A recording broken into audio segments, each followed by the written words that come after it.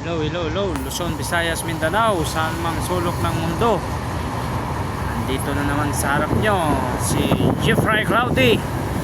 Mabuhay kayong lahat.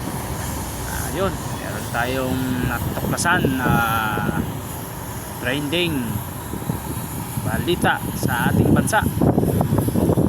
Kinalampag ang Supreme Court kanina ng mga magagaling na abogado sa ating bansa dahil ito ay merong nagsasalungat sa kanya sa opisina ng Supreme Court dahil sa desisyon nila sa impeachment ni VP Sara. Kaya itong mga sumasalungat sa Supreme Court na hindi sang-ayon sa desisyon ng Supreme Court ay ito, pinailan nila ng kaso kanina sa opisina ng Supreme Court ng mga magigiting natin na abogado. Ikasuhan sila na iko-contempt kasi hindi naman kasi pwede yun na hindi natin sundin ang Korte Suprema dahil ang Supreme Court yun ang kataas-taasan, kagalang-galangan na korte dito sa ating bansa. Lahat naman na case sa Supreme Court nilalapit kung ganun pala hindi nyo susundin ang Supreme Court, saan nyo ilalapit yung mga kaso dyan sa mga ayaw sa Supreme Court? Anong korte sila? Ano tawag sa mga korte ng mga yan? Mga korteng inutil dahil tututulan nila yung korte ng Pilipinas, korte na salot sa bayan. Kaya hindi kayo pwedeng magsalungat sa Supreme Court dahil yan ang pinakahuli-hulihang hahatol sinumang magkasala sa ating bansa.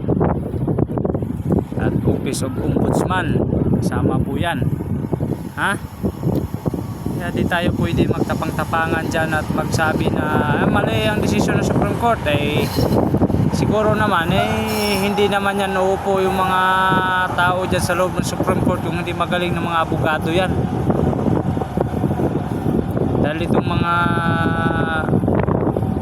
sumasalungat sa Supreme Court, ito yung school nila, saan kaya nag-aaral itong mga mga sumasalungat sa Supreme Court na ayaw nilang, hindi nila gusto ang desisyon ng Korte Suprema na di-dismiss ang case. Bago naman nag-dismiss ang case ng Supreme Court sa impeachment ni VP Sara, nagbaba naman sila ng kanilang mga random na magpaliwanag ang mga Congress na pumirma doon sa impeachment. Kakaantay nila matapang itong mga Kongreso, hindi nagpaliwanag.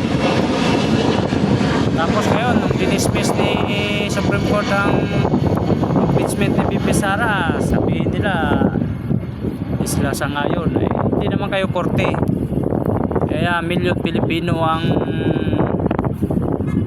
dyan sa Supreme Court, ilan lang kayo. Kung ako dito sa Korte Suprema, lahat ng sumasalungat sa opisina nyo, kasuhan nyo. Kung sila pa yung masunod compare sa inyo, kasuhan nyo ng contempt para malaman nila kung ano kayo meron dyan sa Supreme Court sa opisina nyo.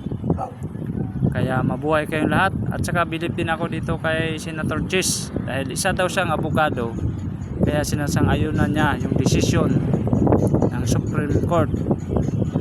Kaya mabuhay ang lahat. Sulit Duterte. Boom! Duterte pa rin.